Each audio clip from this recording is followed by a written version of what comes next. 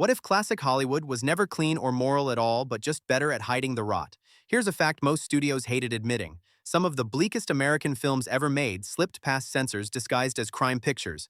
Tonight, we count down the 10 noirs that stare straight into the abyss and refuse to blink. Number 10. Detour, 1945. Detour opens like a confession whispered at 3 in the morning, and it never lets you off the hook. This is not a noir about clever schemes or glamorous criminals. It is about pure bad luck, the kind that crawls under your skin and suffocates you slowly. The story follows a broke pianist hitchhiking west who makes one wrong decision and spends the rest of the film paying for it. No heroics, no escape hatch, just dread tightening scene by scene. What makes Detour truly vicious is how small it feels. Shot on a shoestring budget, it looks cheap and desperate, and that only makes it meaner. There is no polished Hollywood sheen here. The world looks broken because the people in it already are. When Anne Savage storms into the film, she does not flirt or tease, she attacks. Her performance is all teeth and rage, and it terrified audiences who were used to femmes who at least pretended to be charming. Critics were split on release. Some dismissed it as a grim little programmer. Others sensed something rotten and powerful underneath. Decades later, it is studied like a cursed artifact. Filmmakers love it because it proves you do not need money to make despair feel real. Audiences remember it because it refuses to offer comfort. Fate in Detour is not poetic or ironic. It is random, cruel, and final. There is also a subversive cruelty in its message. Work hard, stay honest. It does not matter. You can still lose everything because someone else made a mistake. That worldview was radioactive in post-war America. Studios wanted redemption arcs. Detour gives you a shrug and a cold stare instead. That is why it belongs on this list. It is noir stripped down to pure hopelessness. Number 9. Out of the Past, 1947. Out of the Past feels like destiny chasing you with a cigarette and a smile. Robert Mitchum plays a man who tries to retire from crime and ends up dragged back into it by memory itself. This is noir at its most fatalistic. The past is not a lesson here, it is a trap that snaps shut the moment you think you are free. The brilliance of this film is how relaxed it seems while destroying its characters. Mitchum barely raises his voice. He drifts through scenes like someone already half resigned to losing. Jane Greer is lethal without ever shouting. She lies the way other people breathe. Every conversation feels polite and poisoned at the same time. Audiences in the late 40s were unsettled by how little hope the film offered. There is no clean moral center. Everyone compromises. Everyone hides something. Even the romance is corrupted by suspicion. Critics later praised its elegance, but what really lingers is the cruelty of its structure. The film keeps promising escape, then yanks it away. Financially, it performed well enough, but it never felt safe. Its reputation grew with time as viewers realized how merciless it is. This is a film where intelligence does not save you. Love does not save you. Even self-awareness does not save you. The ending lands not like a twist, but like a verdict. Out of the Past earns its darkness by refusing to believe in second chances. It suggests that once you step into shadow, it marks you forever. That idea haunted a generation raised on redemption stories, and it still stings today. Number 8. The Big Heat, 1953. The Big Heat is not subtle. It is angry, furious even. This is noir as a blunt instrument smashing through the illusion of justice. Glenn Ford plays a cop whose personal life is shattered by corruption, and instead of mourning quietly, he goes to war. What follows is one of the most vicious moral spirals ever put on screen. The film shocked audiences with its brutality, not in graphic imagery but in emotional violence. Gloria Graham delivers a performance so raw it still feels dangerous. Her character is punished in a way that made studio executives nervous and audiences gasp. It was a moment that crossed an invisible line for Hollywood at the time. Critics were divided. Some admired its toughness. Others accused it of going too far. That accusation is exactly why it matters. Director Fritz Lang strips away the idea that authority automatically equals goodness. Cops here lie. Criminals laugh. Innocent people pay the price. Financially, it did solid business, but its legacy is bigger than its box office. Filmmakers cite it as a turning point where noir stopped flirting with darkness and embraced it fully. The ending offers resolution but not comfort. Revenge changes nothing. The system remains rotten. The Big Heat belongs on this list because it refuses to pretend that violence cleans anything up. It leaves you with the uncomfortable thought that rage can feel righteous and still be destructive. That is classic Hollywood noir at its most dangerous. Number 7. Night and the City, 1950. Night and the City does not unfold. It collapses. From its first frantic steps through rain-soaked London streets, this film feels like a man already running from his own funeral. Richard Widmark plays a small-time hustler who believes talk can replace power and charm can replace loyalty. Noir usually punishes greed. This one punishes delusion. What makes Night and the City so punishing is that it never pauses. The camera stalks Widmark like a predator.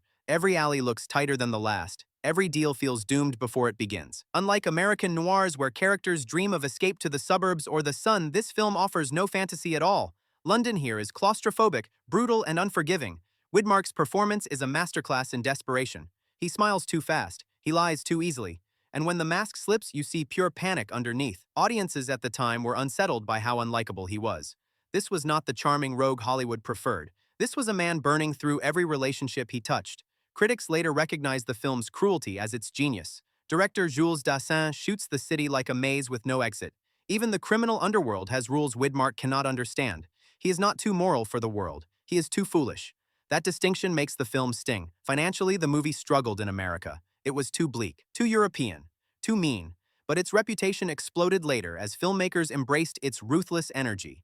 The ending is not ironic or clever. It is inevitable. Fate does not intervene. People do.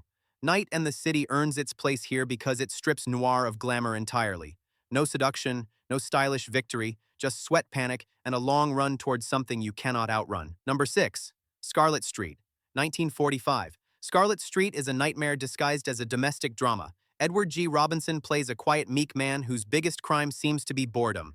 That illusion shatters quickly. This is noir about humiliation, about what happens when decency is mistaken for weakness. The film was explosive on release. Not because of violence, but because of what it suggested, that a harmless man could be pushed into darkness without ever becoming a traditional villain. Robinson's character is not cool or clever. He is used, mocked, and slowly hollowed out by people who recognize his need for affection. Joan Bennett and Dan Duryea are merciless. They do not seduce. They exploit.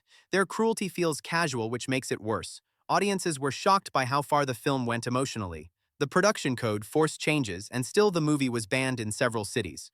Authorities claimed it was morally corrosive. They were not wrong. Critics at the time were divided. Some admired its boldness. Others called it poisonous. Today it is recognized as one of the most psychologically brutal noirs ever made. There is no catharsis here. Justice arrives, but it does not heal anything. The final act is especially disturbing. Guilt does not destroy Robinson's character. Survival does. He lives on, broken and invisible, haunted by what he cannot confess. That ending horrified audiences who expected punishment to be cleansing. Scarlet Street belongs on this list because it dares to say something unforgivable for its era. That evil does not always announce itself. Sometimes it grows quietly inside a man everyone ignores. Number 5. In a Lonely Place, 1950. In a Lonely Place is noir turned inward. There are crimes here, but the real danger is emotional. Humphrey Bogart plays a screenwriter whose temper and reputation make him a suspect. What follows is not a mystery, but a slow psychological autopsy. This film shattered Bogart's heroic image. He is volatile, bitter, and frighteningly unpredictable. Audiences expecting charm were confronted with something rawer. Love does not soften him, it exposes him. Every romantic moment feels like it could turn violent without warning. Gloria Graham delivers one of the most heartbreaking performances in noir. Her character wants safety. What she gets is tension. The film's genius lies in how it weaponizes doubt. You never fully trust Bogart, and neither does she. That uncertainty poisons everything. Critics later hailed the film as revolutionary. At the time, it made people uncomfortable. It suggested that genius and cruelty could coexist, that success did not excuse emotional damage. Hollywood rarely looked itself in the mirror this harshly. Financially, it underperformed. It was too personal, too sad, too honest. But its influence is enormous. Modern psychological thrillers owe it a debt. The ending refuses relief. Love collapses not because of proof, but because of fear. In a Lonely Place earns its spot because it presents noir without external villains. The threat lives inside the protagonist, and that might be the darkest idea classic Hollywood ever allowed onto the screen. Number 4. Kiss Me Deadly, 1955. Kiss Me Deadly is not just dark, it is radioactive. This film feels like the moment classic noir mutated into something genuinely frightening. Mickey Spillane's private eye becomes a brutal, selfish animal here, and the movie never asks you to like him. It dares you to keep watching. From the opening scream on a dark highway, the film signals that normal rules no longer apply. Women are not temptresses, they are victims. Men are not clever, they are cruel. Violence erupts suddenly and without elegance. This is noir stripped of romance and drenched in paranoia. Audiences in the 50s did not know what to do with it. The story hinted at apocalyptic forces barely understood at the time. Cold War anxiety leaks into every frame. Authority figures lie. Institutions collapse.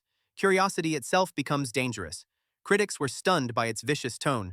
Some called it irresponsible. Others sensed it was tapping into a new fear. The infamous finale pushed boundaries so hard that alternate endings were demanded in some markets. The message was clear. Dig too deep and you will destroy everything.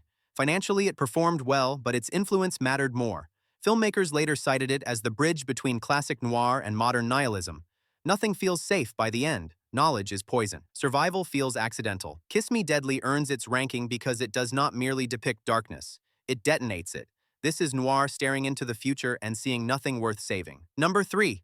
Double Indemnity, 1944. Double Indemnity is often called stylish. That is misleading. Underneath the sharp dialogue and elegant framing is one of the coldest moral voids Hollywood ever sold as entertainment. This film understands that greed does not shout, it whispers. Fred MacMurray's performance was a shock. Audiences knew him as likable. Here he becomes something else entirely, calm, calculating, weak. He is not corrupted by the plan, he is relieved by it. That alone made the film dangerous. Barbara Stanwyck delivers one of Noir's most lethal performances. She does not seduce with warmth, she applies pressure. Her confidence terrified censors who feared audiences might admire her too much. That fear was justified. Critics praised the film's craftsmanship but worried about its cynicism. Murder here is procedural, intimate, banal. The film's greatest cruelty is how reasonable everything feels until it is too late. The financial success proved audiences could stomach bleakness if it came dressed in sharp suits and clever lines. But the ending refuses triumph.